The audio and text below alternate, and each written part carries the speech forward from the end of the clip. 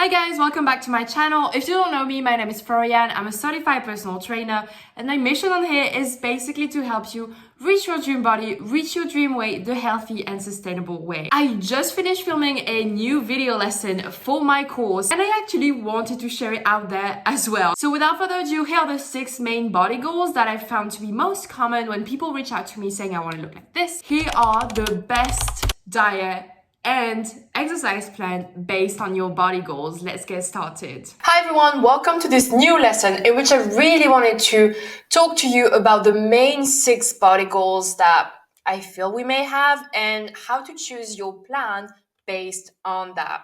So this chapter will be in attempt at going over the different types of body goals as I just said, and basically figuring out the specific lean body mass to body fat percentage ratio to get to that. Quick mention to the fact that there is no judgment here, okay? There's nobody better than the other, more worthy than the other, and you may not actually be fully able to reach that depending on your body type, depending on, your bone structure and so on.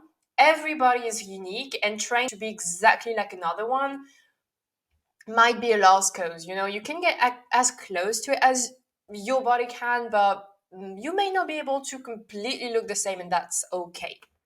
Let's start with the model look. So this body isn't supposed to have a lot of muscle, right? We have the least curve possible, really close to the child's body. So the main goal here is to have as little transformation from the child's body as possible. This often means that they are skinny fat, like believe it or not. I tried to put pictures that would kind of show that. They have actually quite a lot of fat. They just have, since they don't have that much lean body mass, they are also quite low on the scale. But it's mostly due to genetics. They were born this way, and they have to be careful about how to maintain that body instead of transform it, okay? In terms of workout, I would prescribe a lot of cardio, and not cardio that would build your frame, like maybe swimming or cycling could, but walking sounds pretty safe. You can also do some Pilates and body weight exercises, but I would not try to do not a lot of weight in terms of weightlifting, because that again would build you lean body mass and curves, and we don't want that. They are very likely in a deficit most of the time, so we have a lower food intake, and this is not something I recommend. This is just something I know, okay? They would be changing their daily intake based on the urgency. So if they have to lose 4 pounds overnight, they will stop eating and drinking to lose the 4 pounds, regardless of whether it's fat or muscle or water weight or food weight for that matter. The focus on that is their goal is just to lose weight on the scale. Obviously not something I recommend, just explaining to you basically how their nutrition works. Yeah. All right, let's talk about the Pilates Princess. This body type is quite lean, quite toned, without having too much muscle mass either, which is mostly because they work with light weights and their body weight. So obviously in terms of workout, we've got Pilates and lightweight at the gym, mostly training in the endurance zone. So you remember I think it was a couple chapters before we talked about that. So there is no real progressive overload, not really trying to build muscle here, just trying to maintain your lean body mass. So that's why they are most likely in maintenance. Probably paying attention to the carbs they eat, and this would high protein intake, and very likely that would be the carbs that would be changing from one day to the other. For example, if they have a high level of activity day, they would maybe have more carbs and then try to lower their carb intake on a day when they're resting, for example. Okay, let's talk about the fit girl. This type of body has quite a high lean body mass percentage and a lower body fat percentage, without it being too low. So they have a higher body fat, they have a higher lean body mass than the Pilates Princess because they are working with heavier weights when they go to the gym. And we can assume that they would train their full body. So, not solely maybe focusing on core or glutes. They would also work the shoulders and, back and so on. And yeah, weightlifting, I would say 4 to 5 times per week. Maybe the upper lower split or push pull leg split. That would be reasonable, and very little cardio for the amount of weightlifting that they would be doing. And now training in the hypertrophy zone with progressive overload, trying to really build that lean body mass. Nutrition now.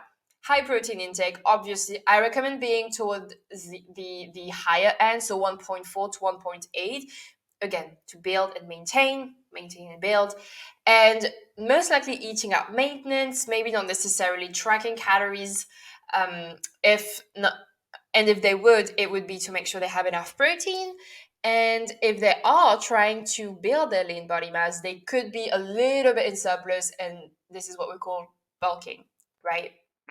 Right, next talk about the CrossFit Girl. So quite muscular here and a lower body fat percentage than the previous one. So they are heavier on the scale, so have a higher metabolism and a higher caloric need as well. And most likely they are not really, I mean, I may be wrong on that one, but they may not be necessarily looking for an aesthetic goal when they're training, but more a performance goal. So obviously they're doing CrossFit and WOD, so you've got like fewer reps with a really heavy weight here and training in the strength zone, and again trying to lift like pretty heavy and trying to get stronger in the process. So that means a very high protein intake and very often in bulk mode, which they can totally do and like still not have that much body fat because they have a lot of muscle. So they need a lot of food to sustain, maintain, and build that muscle mass, right? Um, so yeah, we have a high calorie intake here, and still very lean, but they would be quite big on the scale because of the muscles and like a lot of muscle mass here. Okay, let's talk about fitness competition. This one has a very low body fat percentage. Everything is calculated both in terms of nutrition and workout for the specific muscle to grow to reach the standards of perfection.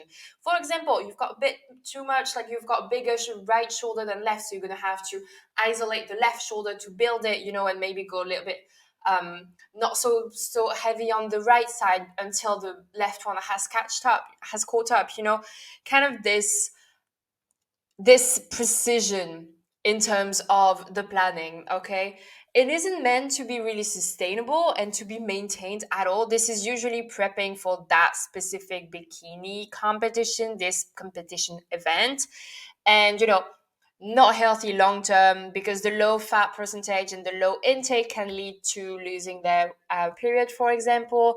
It's also really tough mentally. Like I don't think I would have the mindset to do that.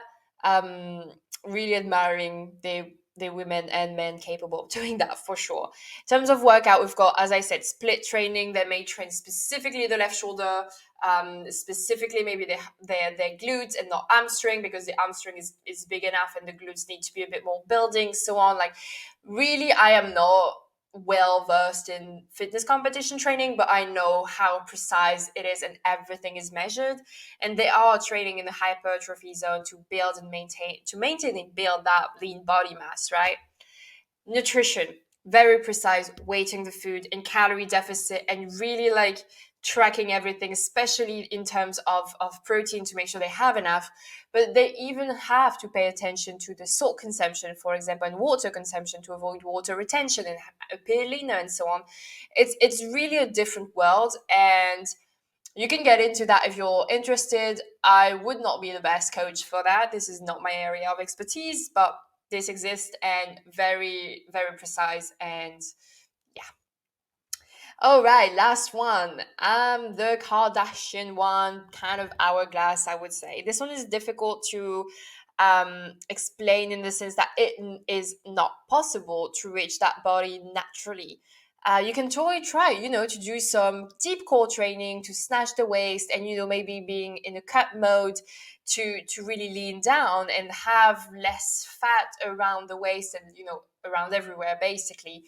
And if you want to build your glutes, you would have to build your glutes first. So be in a bulking mode, like, for a couple months to build even more than a couple to build your glutes and yeah, have like basically to build your glutes. and then, you know, get into that cut that we've just mentioned. So that would be bulking and then cutting. But you would, if you wanted to have that body specifically, that you cannot grow your hips, for example, like if you touch, it's fat, and then right underneath we've got bones, no muscles, so you can't grow fat, you can't grow your bones.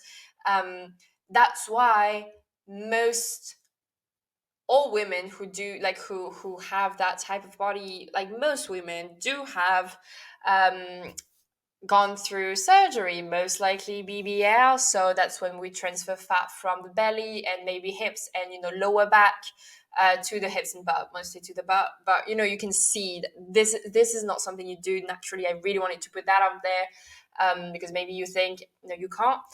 And yes, that's really something I wanted to explain here.